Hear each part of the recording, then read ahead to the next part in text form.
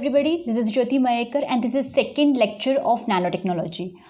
So today we are going to talk about what we call as composites, or in case of nanotechnology we call them as nanocomposites.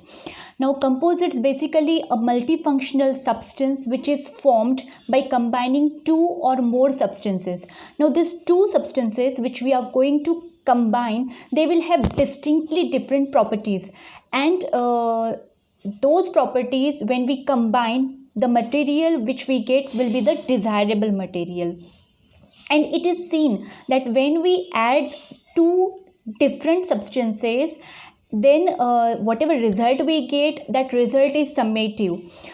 Suppose we have a fiber, that fiber has high strength, high stiffness and low density, and when we embed that fiber in a matrix which has a good shear properties along with low density, then the combination of these two will give us composite material, and that composite material will have properties of both fiber as well as matrix, like it will have high strength, high stiffness, good shear properties as well as low density. So how the composite material research on composite material started?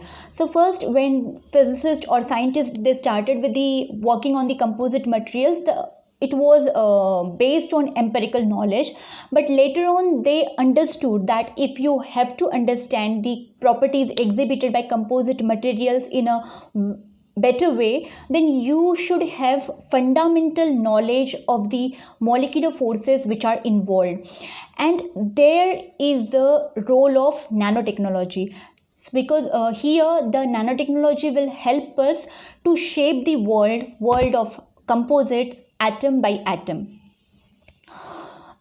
Chemists, they try to synthesize elaborate multifunctional molecule, but nanotechnologists, what do? They juxtapose different atoms to achieve multifunctionality.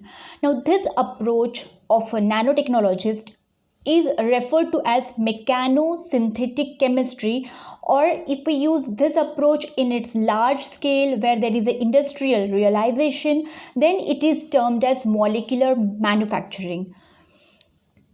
So the famous experiment of Schweitzer and Igler, so they arranged or they rearranged 35 xenon atoms on nickel surface, and they made the logo of IBM.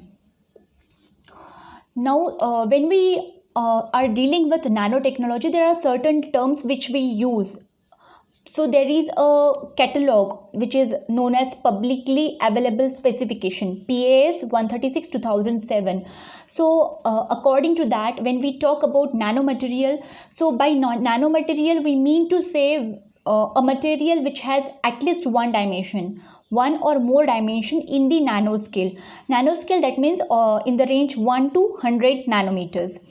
Nano object, it is synonym for nanomaterial, so either you can say nanomaterial or you can say nano object. Now here this nano object, it will cover your nanotubes, nanorods, nanoparticles, nanowires and so on. It is seen that many people, they use the term nano substance, but this terminology nano substance, it is yet not defined. Now let's talk about examples of a nanocomposite. So biggest range of applications for nanocomposites in today's time, it is in the thin film coatings, or in other words we can say paint.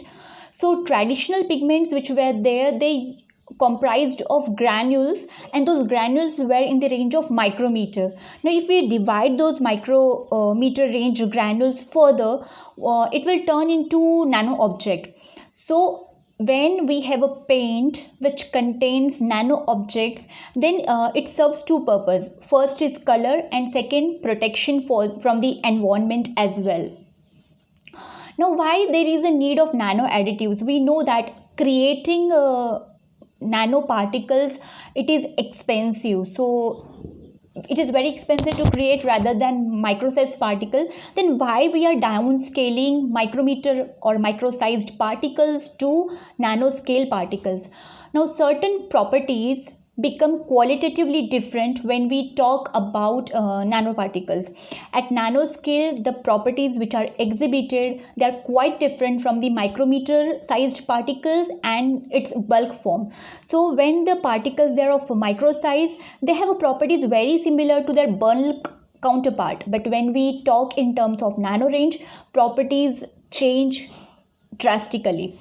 So if we talk about optical absorption spectrum of silicon vapor, which is very different from silicon crystal, so heterogeneous catalysts are more active when finely divided. Thank you so much.